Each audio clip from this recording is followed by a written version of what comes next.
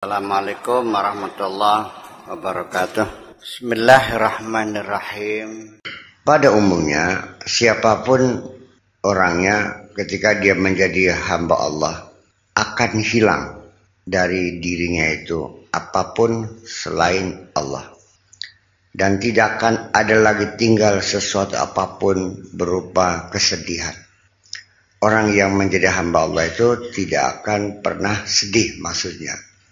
Jadi artinya bahwa tidak akan lagi rasa sedih bersemi di dalam hatinya.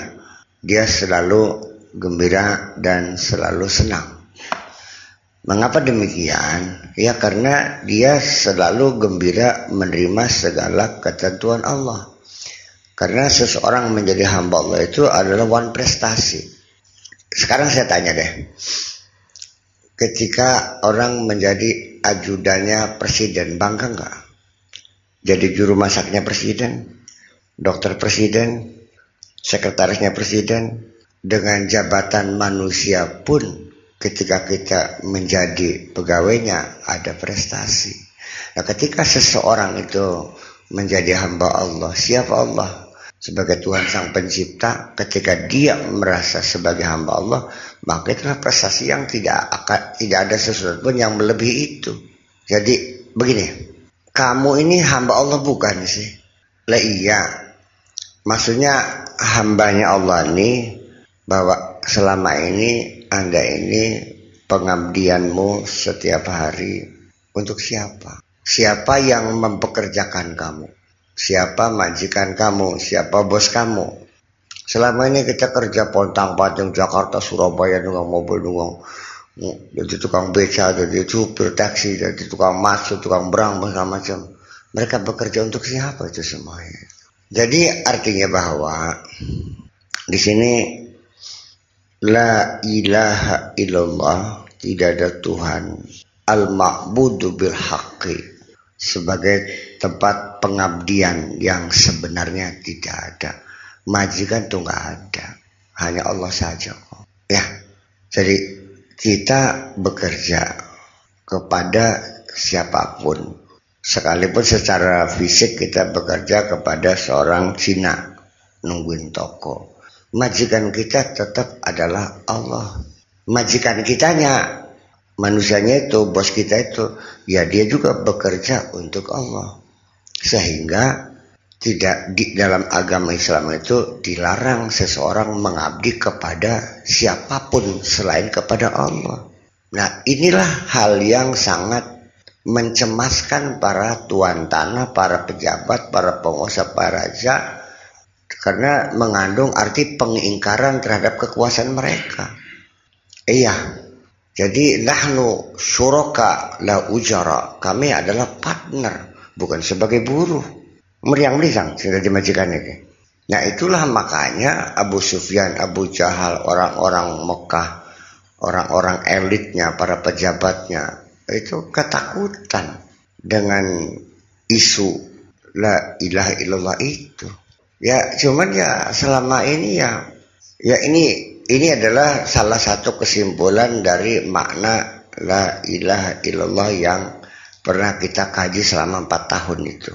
Makna la ilaha illallah. Dan ini orang yang pernah juga nggak ada semua, tinggal tersono sendirian mungkin.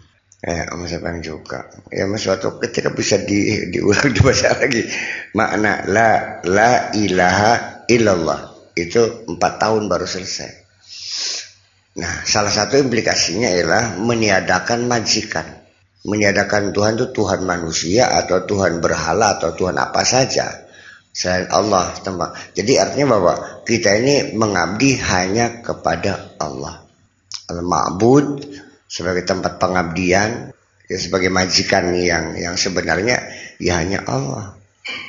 Jadi artinya bahwa rasa ketakutan orang-orang Mekah terhadap ide Nabi Muhammad dengan meniadakan Tuhan selain Allah itu bahwa semuanya majikannya satu dan satu menjadi akhirnya semuanya menjadi hamba Allah. Disitulah makna kesetaraan antara umat manusia. Kulluna ibadallah, Nahnu suwasiyatun ka'asnanil musti, kami semuanya sama seperti gigi sisir. Kita semuanya adalah hamba Allah semuanya. Nah itu kan orang yang punya kelebihan, yang lebih kaya, yang punya, kan nggak mau disamakan tuh. Maka itulah sebabnya kenapa orang Mekah yang kaya, yang pejabat, pembesar kok takut kepada Nabi luar biasa sampai mereka mengambil kesimpulan bahwa Nabi ujung-ujungnya harus dibunuh juga karena mengancam kepentingan mereka.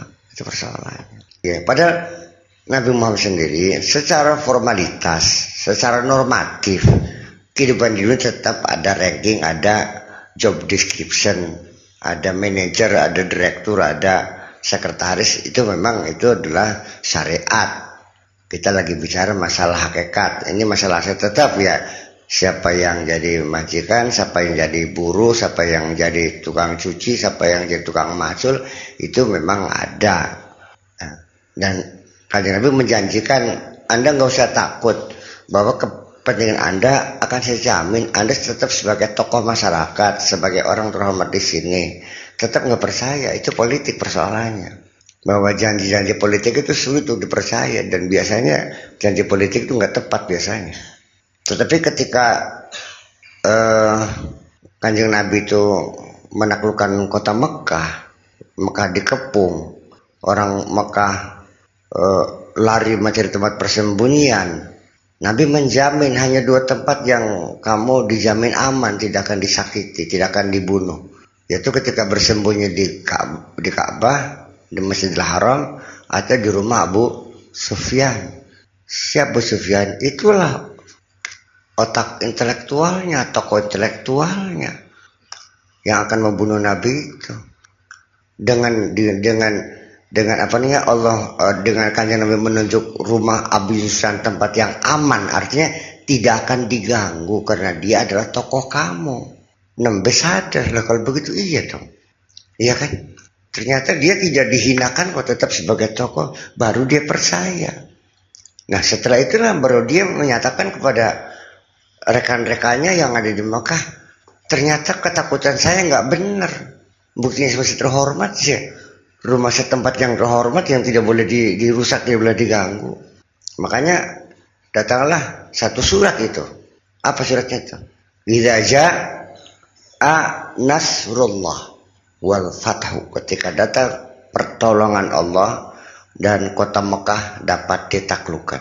Wa ra'aitan nasa yadkhuluna fi dinillahi afwaja, orang masuk agama Allah berbondong-bondong.